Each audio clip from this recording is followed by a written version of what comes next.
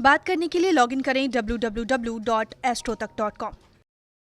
नमस्कार, जय श्री राधे। मैं हूं करिश्मा कौशिक और आप सभी दर्शकों का एस्ट्रो तक चैनल पे बहुत बहुत स्वागत है।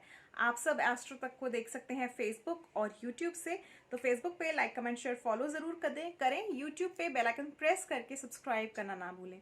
वहीं पे आपके मन में किसी भी प्रकार का प्रश्न है तो आप हमसे जुड़ सकते हैं www.astrotak.com पे लॉग ऑन करके। यहाँ पर जुड़ करके पूछ सकते हैं प्रश्न कॉल के द्वारा भी, और साथ ही साथ अपना प्रश्न आप हमें लिखकर भी भेज सकते हैं। तो आज हम बात करेंगे त्रिपुरारी पूर्णिमा की, जिसको हम आम तौर पे जानते हैं कार्तिक पूर्णिमा के नाम से। जी हाँ, कार्तिक मास की पूर्णिमा तिथि पर पड़ती है कार्तिक पूर्णिमा यानी त्रिपुरारी पूर्णिमा। अगर हम बात करें अपनी पौराणिक कथाओं के अनुसार तो भगवान शिव ने त्रिपुरा असुर का वध कार्तिक पूर्णिमा पे किया था, तो त्रिपुर असुर के नाम से ही जानी जाती है त्रिपुरारी पूर्णिमा। वहीं पे इस वर्ष की बात करें कि इस वर्ष में कौन सी तिथि पर पड़ रही है कार्तिक पूर्णिमा, तो इस वर्ष पड़ रही है 19 नवंबर 2021 को।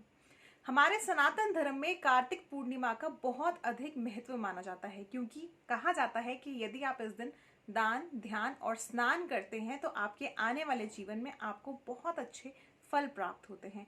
वहीं पे अगर हम बात करें इस वर्ष की पूर्णिमा की यानी 2021 की कार्तिक पूर्णिमा की, तो ये जो पूर्णिमा है बहुत खास रहेगी, क्योंकि इस वर्ष 2021 19 नवंबर को पड़ेगा 2021 का अंतिम चंद्र ग्रहण। हालांकि भारत में देखा नहीं जाएगा, उपछाया चंद्र ग्रहण होगा, मगर इस दिन जो है जब चंद्र ग्रहण लगेगा तो तमाम देश दुनिया पर इसका प्रभाव अवश्य पड़ेगा। मगर हम बात कर रहे हैं इस समय पर कार्तिक पूर्णिमा की दान, ध्यान और स्नान की। तो इस दिन अगर आप मेडिटेशन करते हैं तो आपके जीवन में बहुत सारे आपको लाभ प्राप्त होते हैं। मानसिक तनाव अगर आपको है तो इस दिन मेडिटेशन करना यानी ध्यान करना बहुत खास रहेगा।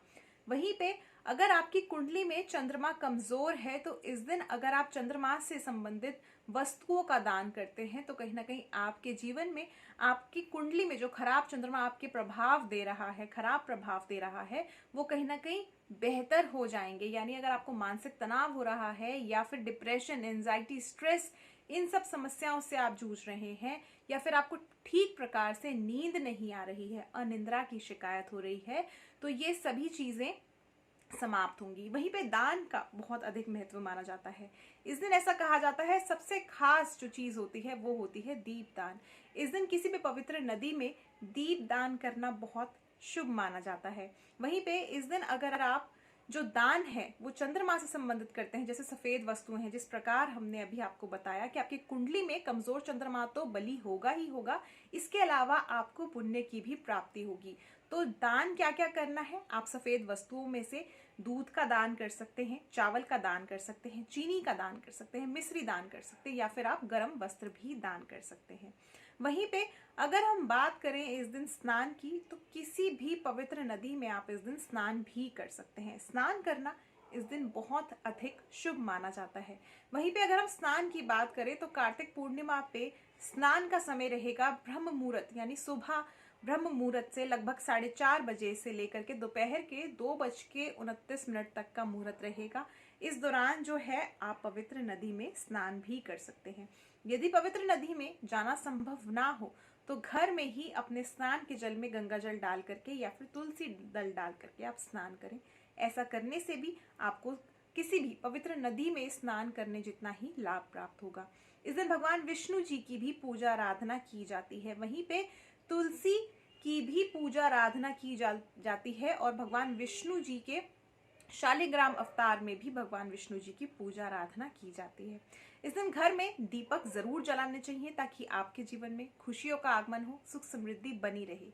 वहीं पे अगर आप घर के मुख्य द्वार पर आम के पत्तों से बना तोरण लगाते हैं तो आपके घर में किसी भी प्रकार की नकारात्मकता नहीं आएगी। ये दिन बहुत खास होता है। एक तरह से कार्तिक पूर्णिमा जो तिथि होती है वो कार्तिक मास का अंतिम दिन होता है, तो इसीलिए इस दिन को बिल्कुल दिवाली की तरह ही मनाया जाता है। तो इसीलिए दीपावली की तरह इस दिन दीप अपने घर में जरूर जलाएं, और अपने घर में आप भगवान विष्णु जी की, माता लक्ष्मी जी की पूजा आराधना जरूर करें, भगवान शिव और माता पार्वती सहित।